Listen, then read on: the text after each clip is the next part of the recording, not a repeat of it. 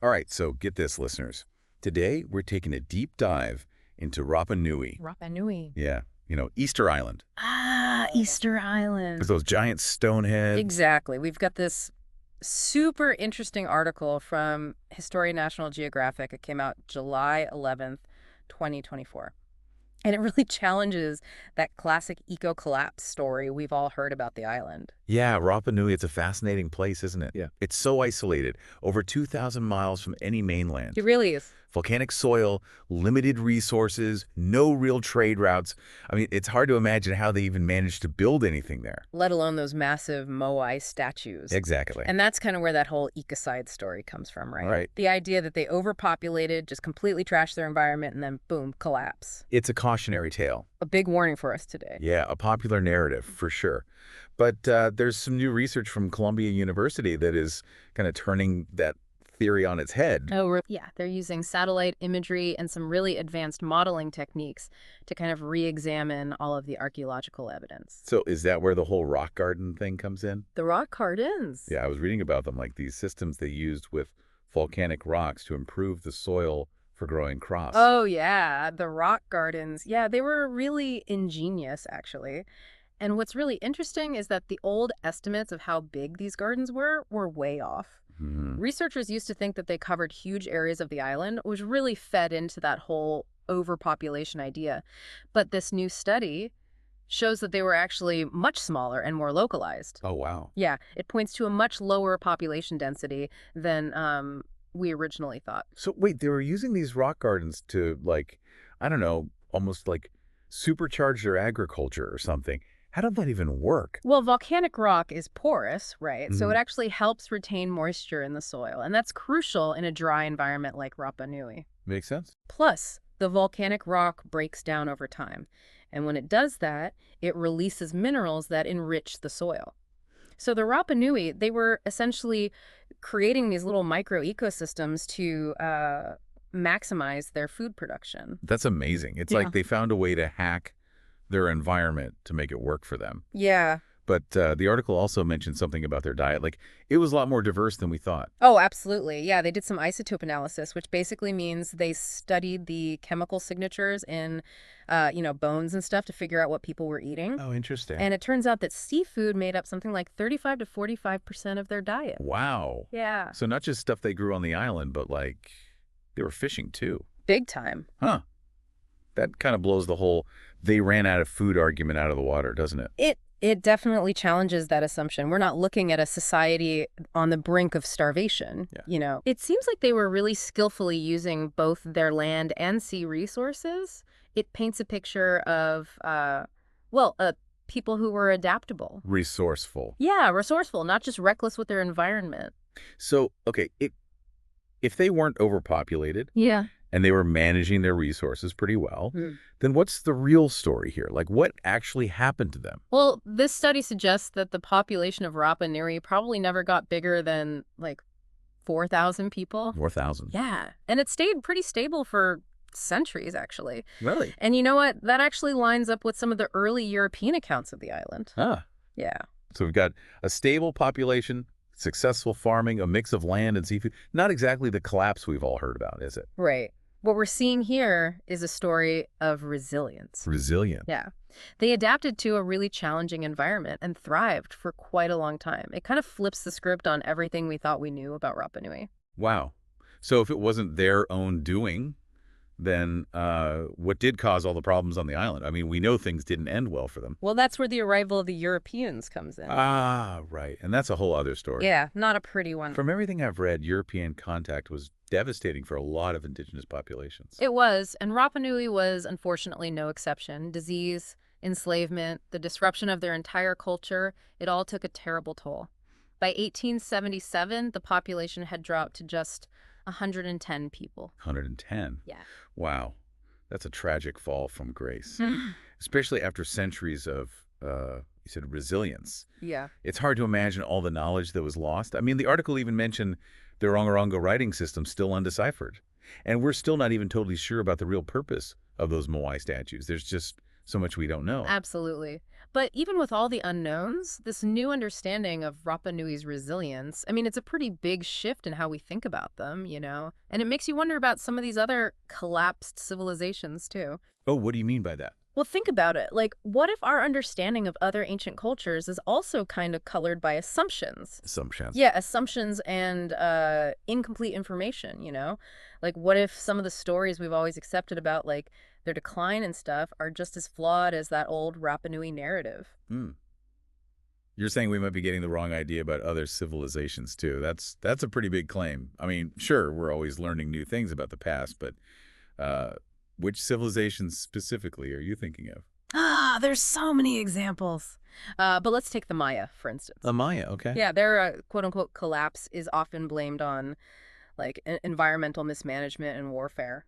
But some more recent research is suggesting a much more complex picture. Like what? Well, things like climate change, you know, Uh-huh. political fragmentation, all sorts of things playing a role. And even then, like, collapse might be too strong a word. Oh, interesting. There's evidence that Maya culture actually persisted in various forms long after their major cities declined. So instead of like a sudden collapse, it was more of a gradual transformation. More like an adaptation to changing circumstances, yeah. Like we humans, we just love these dramatic narratives, the rise and fall, the boom and bust. We do. But reality is often a lot more nuanced, isn't it? It really is. It's human nature to want simple explanations, but history rarely gives us those. And the Rapa Nui story, it's a perfect example of how new research and, well, a willingness to question old assumptions can just totally change how we understand the past. Yeah. It makes you wonder what other mysteries are out there that we could solve with new technologies. I mean, the article mentioned how satellite imagery was key to reassessing those rock gardens. Mm. Are there other tools out there that are like changing the way we study the past? Oh, absolutely. I mean, we're in a golden age of archaeological discovery thanks to some amazing tech. Like, think about LiDAR, for I instance. like that. Yeah, it uses lasers to scan the ground, and it creates these incredible 3D maps. It can reveal hidden structures, even entire settlements that we never knew existed. Right. We're finding lost cities, ancient roads, all kinds of incredible things. That's amazing. It's like having X-ray vision for the past. But it's not all about fancy technology, is it? No. The article also made a point of emphasizing the importance of traditional knowledge, Mhm. especially when it comes to understanding how the Rapa Nui were able to live sustainably for so long. Yeah, that's a really important point. Indigenous knowledge systems, they often hold so much valuable information about, sustainable practices, resource management, just how to live in harmony with nature. Yeah. These are insights that have been passed down for generations, and we're just beginning to appreciate how valuable they really are. You know, it's funny because we tend to think of progress as moving away from those traditional ways of life. Right. But I don't know, maybe we've lost something important in that process. Like maybe there's a way to combine that traditional knowledge with modern science and create a more sustainable future. I think that's exactly the direction we need to be going. We need to be humble enough to admit that we don't have all the answers. Yeah. And that we can learn a lot from cultures that have a long history of living sustainably in their environments. The Rapa Nui story, it's a great reminder that resilience and innovation aren't just about technology. Right. They're also about understanding and respecting the natural world. It seems like we're moving away from seeing the Rapa Nui as a cautionary tale and more towards seeing them as, I don't know, a source of inspiration. A source of inspiration. Yeah, like a reminder of what's possible when we adapt, innovate, and respect our environment. Yeah, absolutely. I think you're right. Their story, it offers some really valuable lessons for us today, especially with all the environmental challenges we're facing. Yeah, it does. And maybe, just maybe, it points us towards a path forward. One where we can learn from both the past and the present to create a more sustainable and resilient future. We've covered a lot of ground today. Hmm. What would you say is the most important takeaway from all of this? That's a great question.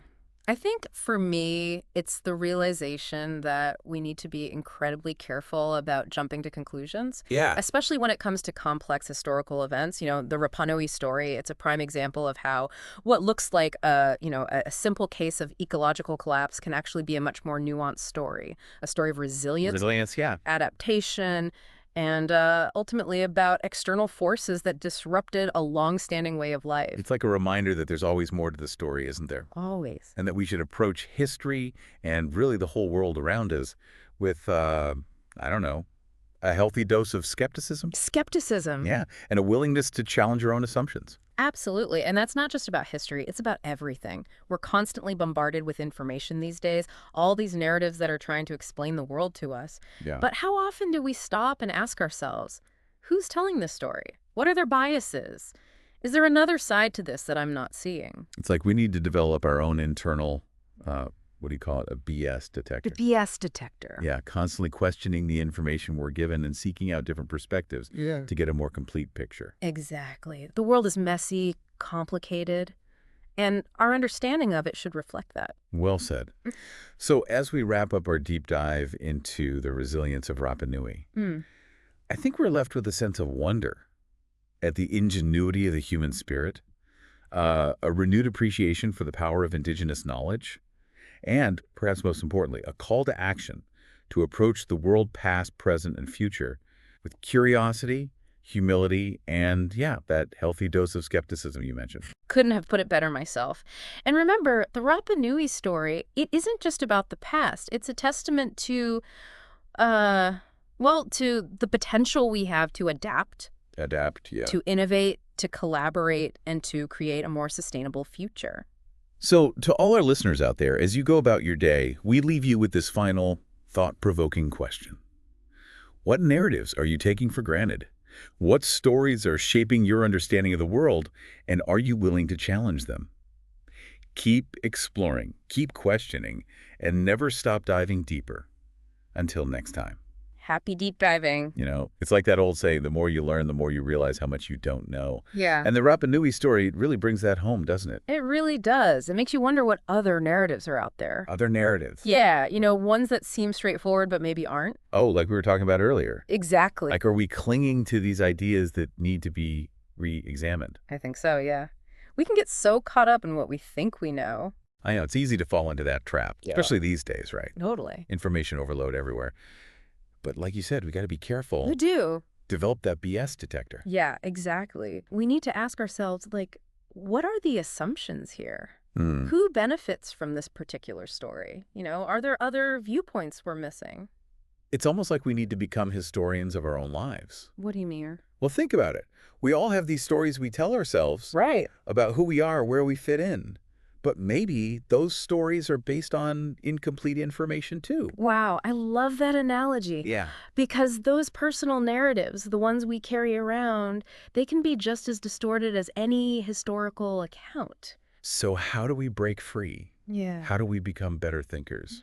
Not just about the past, but about, well, everything. Well, I think it starts with curiosity. Curiosity. Yeah, and a willingness to, challenge your own beliefs. Mm. Actively seek out different perspectives. Don't just accept the first answer you hear.